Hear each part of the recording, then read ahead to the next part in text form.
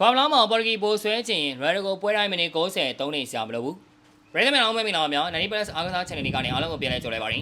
ဘောလုံးကမှာစောင်းမောင်းကောင်းတယောက်ကိုပဲချိန်ဘယ်လိုသုံးချမလဲဆိုတာကသူဘယ်လိုကောင်းတဲ့ဆိုတာထက်တောင်ပိုရေးကြည့်တဲ့အချက်ဖြစ်တယ်ပါရင်အဲ့ဒီပြင်ကဘာလာလို့ခုနှစ်ပွဲစတိုင်းမြင်းဆုံးအဆင့်မှာကစားနေပြန်ပွဲမျိုးမှာစွမ်းအားကိုဘယ်လိုခွဲဝေသုံးဆွဲရမလဲဆိုတာကပိုဆွဲနိုင်ခြင်းရှိမရှိကိုအဆုံးဖြတ်ပေးနိုင်ပါရင်အဲ့ဒီအတွက်ပေါ်ဂီတင်းဟာရယ်ကိုပွဲတိုင်းမိနစ်90နီးပါးပွဲထွက်ကစားမှအဖြစ်မမြင်တော့ပင်အရေးကြီးတဲ့အချိန်မှာပွဲကိုပြောင်းလဲပေးနိုင်တဲ့ game changer ပြင်အသုံးပြုတဲ့နယ်လို့ကျွန်တော်ကတော့ထင်မြင်ယူဆမိပါတယ်လက်ရှိပေါ်ဂီတင်းရဲ့လူစင်းကိုကြည့်လိုက်မယ်ဆိုရင်တကယ်ကိုအင်အားကတောက်တင်လို့ပါတယ်လူနိုဖာနက်ကကွင်းလေကိုကောင်းကောင်းထုံးမိုးနိုင်တယ်ဘာလို့စီဘာကဘောလုံးထိမ့်သိမ့်မှုအားကောင်းတယ်ရာဖီလီယာကိုပက်ထရိုနယ်တို့လိုအမြန်နှုန်းနဲ့ခံစစ်ကိုပြောပြနိုင်တယ်ဒီလိုအသင်းအတွက်ဘရာမနစ်ကနေနောက်ဆုံးမိနစ်အထိအချိန်မိကစားဖို့လိုအပ်ပါတယ်အဲ့ဒီတောင်ဝင်ကိုလူငယ်ကစားမတွေကပို့ပြီးတော့ကောင်းကောင်းထမ်းဆောင်နိုင်ကြပါတယ်ဒါပေမဲ့ဘောလုံးပွဲတွေမှာအရေးကြီးဆုံးကပထမမိနစ်ပိုင်းနေမဟုတ်ပါဘူးမိနစ်90ကျော်80ကျော်တွေမှာပွဲအဖြစ်ထွက်လေရှိပါတယ်ဒါပေမဲ့အသင်းကပြင်ပနေချိန်မှာနေရာလွတ်တွေပိုများလာခြင်းအခွင့်အရေးတစ်ချိန်နဲ့အတိုင်းရှုံးကိုဆုံးဖြတ်ရတဲ့အချိန်မှာအဆုံးသက်ကောင်းမွန်တဲ့တိုင်းစင်မှုတရားရဲ့တန်ဖိုးဟာပို့ပြီးတော့နှစ်ဆသုံးဆမြင့်တက်လာပါတယ်ရတဲ့အားသာချက်ကယနေ့အထိမပြောင်းသေးတာက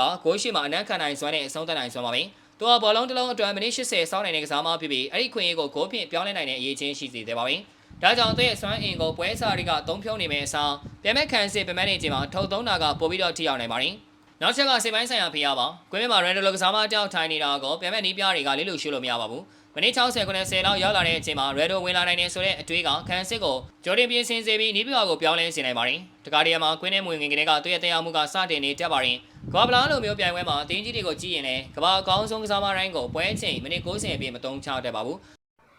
ဘောလုံးအကစားကိုချစ်မြတ်နေတဲ့ညီကိုလေးတွေနဲ့ဂျာစီတွေကလည်းအရေးကြီးတဲ့အခန်းကဏ္ဍမှာပါဝင်နေတာပါ။အခုသိရတဲ့အသင်းရဲ့ဂျာစီတွေကိုပစ္စည်းမှန်ဈေးနှုန်းမှန်နဲ့စိတ်ချယုံကြည်စွာဝယ်ယူခြင်းနဲ့ဆိုရင်တော့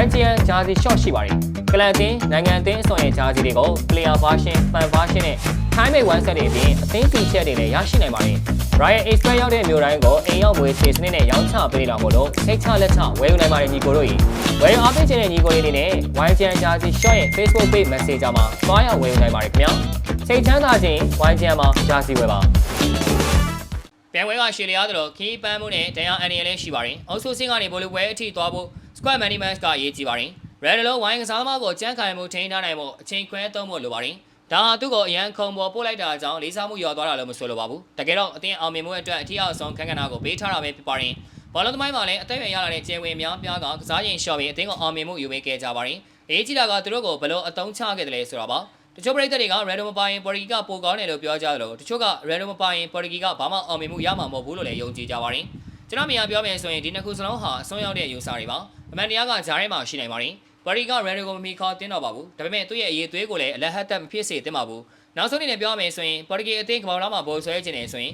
Red ကိုပွဲတိုင်းအဓိကဆက်ကောင်ပြင်မထားသင့်တော့ပါဘူး။အဲစာပွဲကိုအဆုံးဖြတ်ပေးနိုင်မယ်နောက်ဆုံးလက်နဲ့ပြင်သိမ်းထားသင့်ပါရင်ပြန်မဲ့ခံစစ်အာရုံနေခြင်းပွဲကတကိုးလိုနေခြင်းအခွင့်အရေးတစ်ချိန်ကအသင်းရဲ့ကံကြမ္မာကိုအဆုံးဖြတ်လုပ်နိုင်ခြင်းမှာ Red ကိုထုတ်သုံးနိုင်ခဲ့ရင်အဲ့လက်နဲ့ဟာဘော်ဂီကိုနှစ်ပေါင်းများစွာစောင့်မျှော်နေတဲ့ကမ္ဘာလာအိမ်မက်နဲ့ပိုနီးစေမဲ့အဓိကတောချက်တစ်ခုဖြစ်လာနိုင်ကြောင်းသုံးသပ်တင်ပြလိုက်ရပါတယ်ခင်ဗျာ